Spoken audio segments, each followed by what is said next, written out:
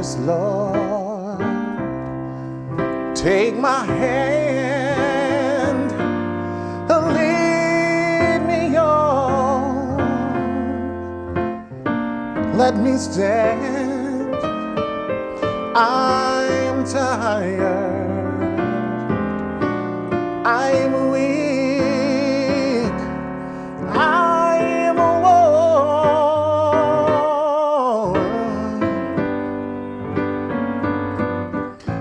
Through the storm, through the night, lead me on.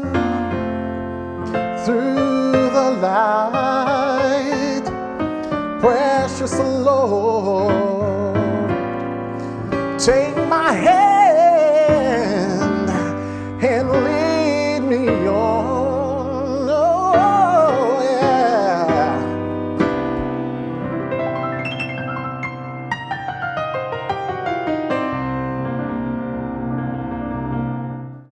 Good evening and welcome to another piano lesson with Warren. My name is Warren McPherson. Thank you for joining me here today. In this tutorial, I want to talk to you guys about rhythm, one of the primary elements of music, very important. And until you get a grasp on rhythm, you're going to realize that playing chords and melody alone is not enough, but also we got to get into rhythm. However, before I jump into that, just want to make some additional announcements. In my last post, I made mention of a concept I just rolled out where I am giving 50% off all my tutorials for folks living in certain third world countries where the US convergency rate is exceptionally high. And in the tutorial, I list the continent of Africa, India, South America, Jamaica, Haiti, and Mexico. I have extended that list, and now we have Costa Rica, Honduras, Nicaragua, the Philippines, Thailand, and Indonesia. So if you live in any of these regions, you get an automatic 50% discount off all my course. You don't have to do anything, but once you add that tutorial to the checkout cart, you'll see the 50% slashed from the cost. So hopefully that's my gift to you. Go enjoy, go dive into some piano lessons. So now let's take a look at rhythm. So rhythm, one of the primary elements of music. What is that? Whenever you hear a song you love, you tap your feet, you bob your head, you snap your fingers, you're basically keeping time. Now, most of the music that we listen to in the Western world is either going to be in 4, as in 1, 2, 3, 4, or in some form of triple meter, which could be 3 or 6/8, 9/8, and so on. Has a triple feel, and the easiest way to think of that, if you think of a waltz,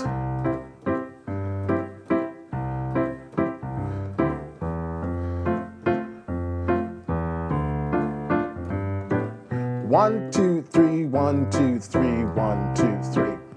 You know, you think of a waltz, and that's the triple time, and everything else that doesn't fit in triple time most likely going to be in 4/4. Now you have more time signatures out there in rhythm patterns like 5/8 and 7/8 and all that stuff, but I want to focus primarily on 3s and 4 because that's where most of the music we listen to and the music we want to play back, you're going to find it sitting in one of those time signatures. Now, if you play jazz, blues, funk, rock, or gospel, you'll hear the concept swing. Make it a little bit swing. How do you swing? What is swing? I want to pause and talk about that for a little bit. Swing sort of got popular or started predominantly in the swing era in jazz, but since then, swing has become a part of everything. And when I'm talking about swing, I'm talking about a particular style of playing. So for example, if I'm playing my major scale,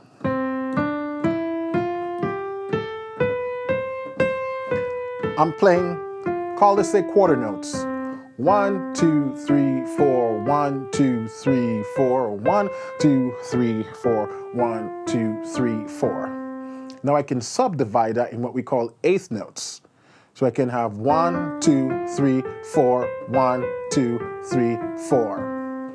1 and 2 and 3 and 4 and 1 and 2 and 3 and 4 and. Now what we can further do to that is to add a swing to it. And now you have 1, 2, 3, 4, 1, 2, 3, 4. Pa, ta da, ta ta, ta ta, ta ta, ta ta, ta ta, ta ta.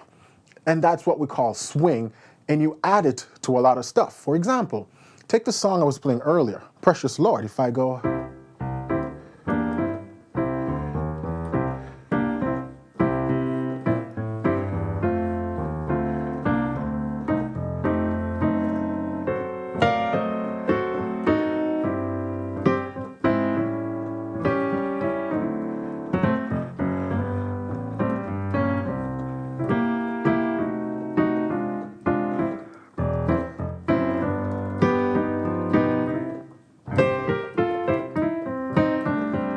that's called swing style bluesy playing, predominantly heard in Southern gospel style music and blues and so on. And you can incorporate that to a lot of things. You can really push the swing out there, or you can dial it back based on what you're playing.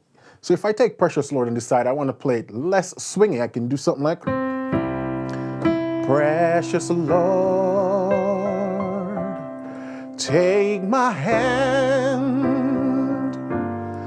lead me on, let me stand.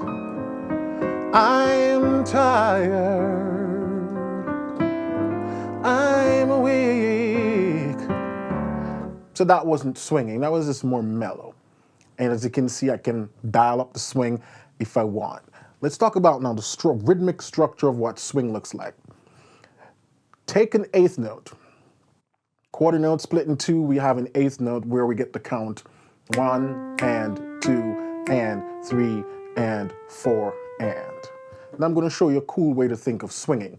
Think of a triplet. If you've never heard a triplet before, it's the concept of playing 3 notes in the time of 2. So if I'm tapping on my keyboard, I'm tapping over here, 1, 2, 3, 4, 1, 2, 3, 4. And I'm going to add some triplet to that now. I can have triplet, triplet, triplet. Over here, triplet, triplet, trip. And you get this, what we call 2 against 3. You've probably heard it before, yeah? 2 against 3. So I'm playing 2 over here and I'm playing 3 over here. It's a very important concept for pianists. This is what I want you to practice this week. Try to start off playing and then slightly speed up this hand. And you can switch it. You know, you can do this hand and you can make the right hand a triplet based on whichever hand is your dominant hand. I'm left-handed, but because of playing piano, I had to basically learn how to do everything with both hands. So it's very possible. Triplet with my right hand. Triplet, triplet, triplet. My left hand, triplet. And I'm using words, syllables, because if you think of the word triplet, and you try to say that word over this count. Triplet, triplet, triplet, triplet, triplet, triplet. Now what I want you to do, because we're saying triplet, you're going to make the middle one silent. So now you have triplet, triplet, triplet, triplet, tri. So now we have triplet, triplet, triplet, triplet.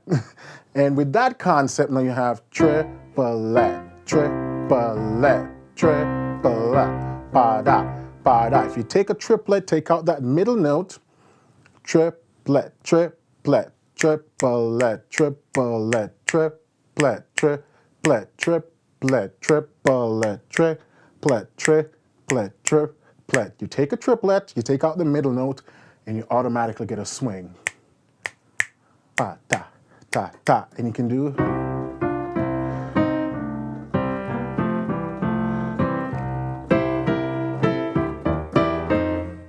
That's one of the easiest way to think about swinging from a rhythmic sort of theoretical perspective. If it's not something you can pick up intuitively, think about it as that. A triplet with the middle note silent. Triplet, triplet, triplet, triplet, triplet, triplet. And you get a swing. Now, why is it important to be able to do that? Well, just think of all my videos that you've seen. If you're new to my channel, welcome. If you're a repeated viewer and subscriber, thank you.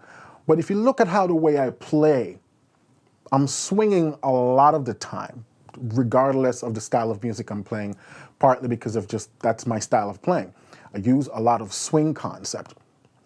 Also, in addition to when I'm swinging, I'm using another important rhythmic element with syncopation. And syncopation is basically when you switch the beats around. So if you have, generally in music, the first beat is what we call the strong beat. So we have 1, 2, 3, 4, 1, 2, 3. It's easy for most people to feel that 1. But what if I want to move my 1 to beat 2? That strong emphasis. What if I want to shift it to beat 2? Then I can have 1, 2, 3, 4, 1, 2, 3, 4, 1, 2, 3, 4, 1, 2, 3, 4, 1, 2, 3, 4. That's called syncopation. And so when you have a swinging rhythm and you start to shift the accents around, you get syncopation. And then you can have stuff like, you hear I just accent that chord right there, gives me a syncopation.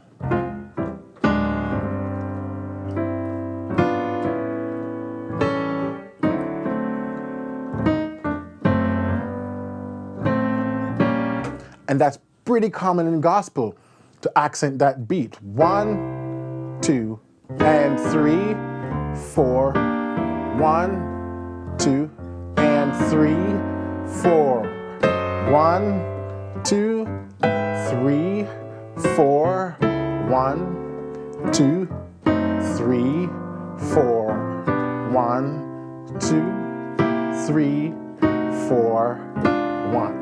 I'm overemphasizing, but you can see on the off beats, there's a lot of syncopation that happens in gospel. So you can swing and then you can syncopate, and that's a very cool characteristic of using rhythm in your playing. Another way you can use syncopation, if I'm doing something like,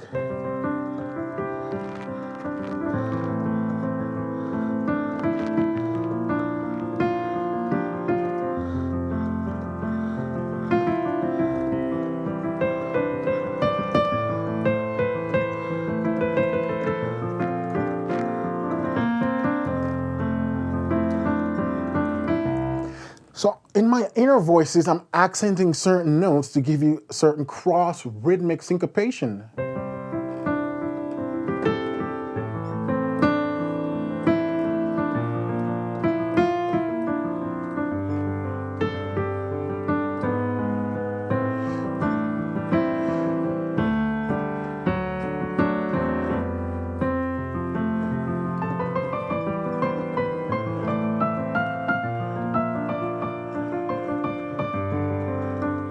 And in my right hand, I can do all sorts of rhythmic figures while my left hand maintain the beat. Look again.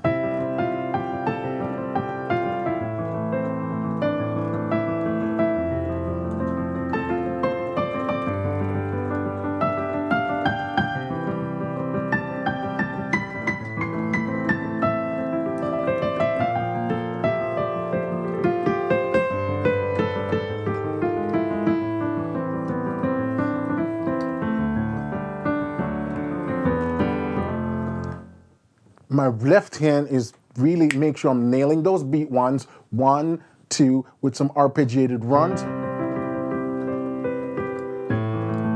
And then my right hand's doing all sorts of cross rhythms, triplets, duplets. I'm avoiding beat 1 with the right hand while making sure beat 1 stays on the left.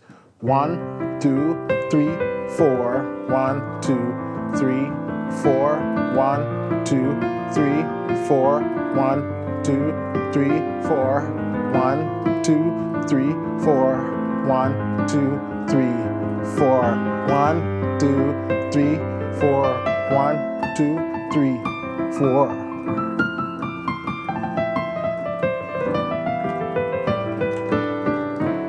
Now you see, even in some spots, I come in on beat 2 with my left hand to give a syncopation, so I can do stuff like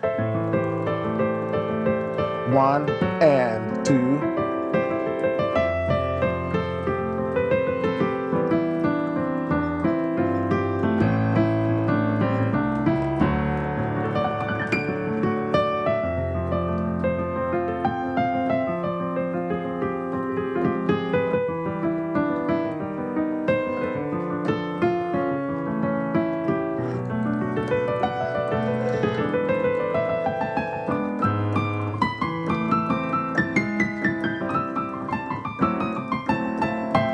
Still on the grid.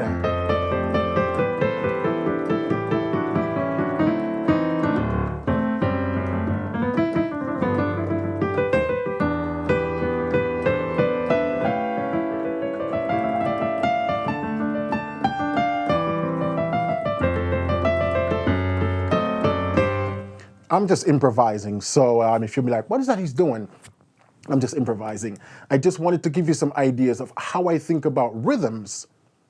You have to be keeping track of what I call the grid.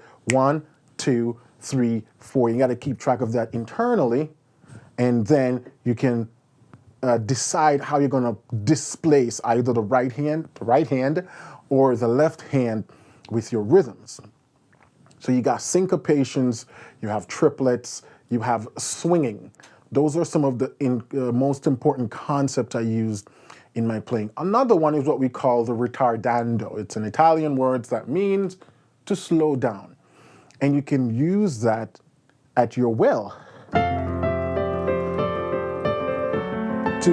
3, 4, 1, 2, 3, 4. 1, 2, 3, 4. 1, 2, 3, 4. 1, 2, 3, 4.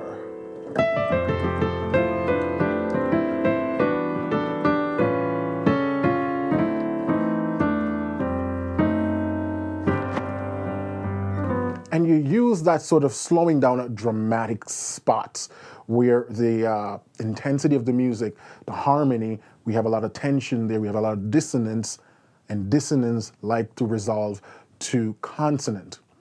So dissonant harmony would be like a diminished chord, wants to resolve to either a consonant, a major chord, or a dissonant resolving to a minor. And at those spots, you can use that slowing down feature, ritardando, to give you like a gasp, a sigh, really intensifies the emotion of the listener, and then you release it. That's a cool concept using rhythm. Another one is what we call the Accelerando, another Italian word which means to speed up. Same concept again.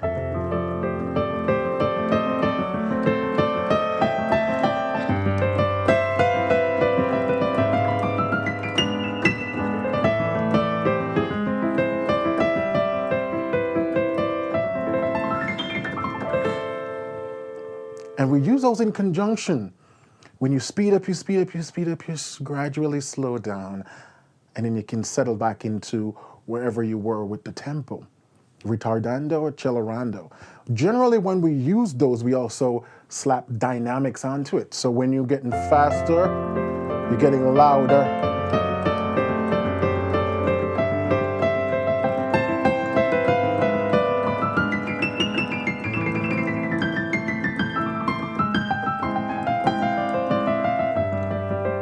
To get slower, softer.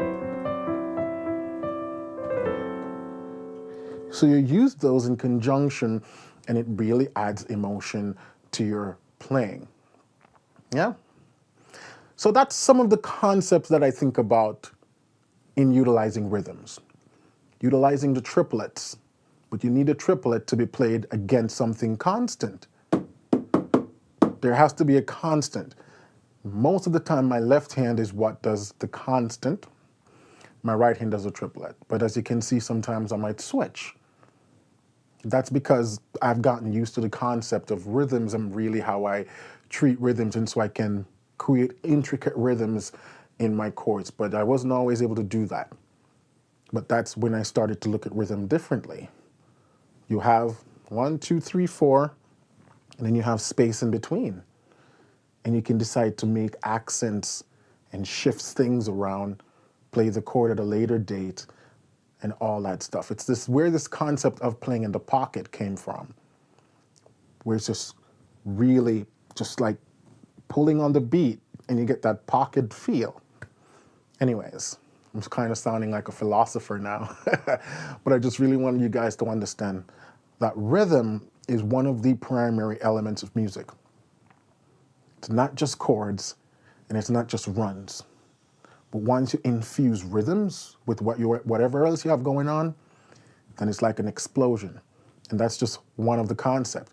Over the next few weeks and few months, I'll be going through the other elements of music because there are more of them.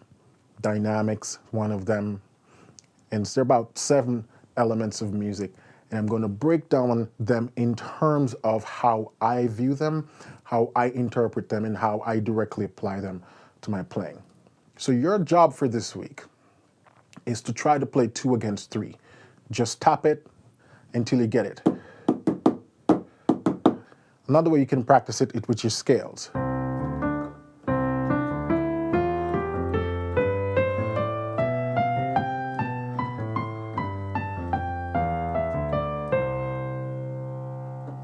Two against 3. And then from there, you can start incorporating what you're playing. But I know a lot of you guys have reached out to me and said you have rhythm issues. And to be honest, the easiest way to solve rhythmic issues is to practice with a metronome. That little device that you press and it clicks. If you find that annoying, get a keyboard that has built-in drum patterns, like mine does. I can pull up all sorts of drum patterns, and I can change the tempo and stuff like that. So I can speed up, and then I can play to something.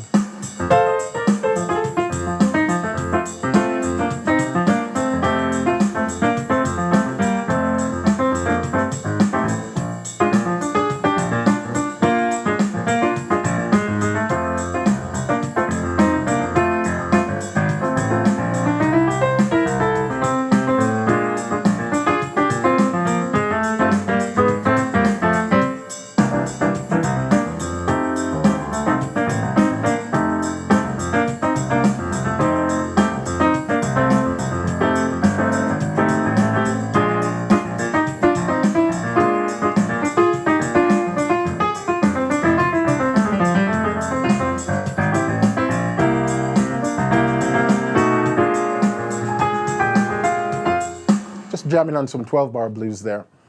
But as you can see, rhythm, I find it more interesting practicing to just a drum pattern like that. But this is how you develop that sort of rhythm that's just as solid as concrete. Yeah, it's not something that happens over time. So go practice some triplets, work on some rhythm. Just try to come up with different things between the hands. All of this, guys, start with just experimenting. I'm always saying that. You have to experiment because that's the only way you'll begin to have a lot of aha moments for yourself. You know, I'll continue to teach you everything I have, but when I give you a concept, I really want you to take that and run with it. Push it to the boundaries, see what you can come up with. You'll make mistakes. Some things you might do sounds horrible to you. It's fine. It's all a part of the growth process. Not everything I do sounds good, yeah? But I'm constantly pushing the boundaries of what I'm capable of, and that's how you get better. So, thanks again for watching. Go check out some tutorials on my website. I just came out with a course that teaches you how you can utilize scales in your improvisation over most of the chords that you'll use when playing any genre of songs. And so that came out this week, and if you're interested, go over to the website. If you're international, you go, oh, I can't afford it. Just remember that there are a whole list of countries that I've incorporated in my automatic 50% discount. So, as always, if you have any questions, I love to hear them. And if there's a particular rhythmic issue that you're having problem with, post it in the comment and I'll get back to you. Keep singing, keep listening, and keep practicing, and I'll catch you in the next tutorial. Bye.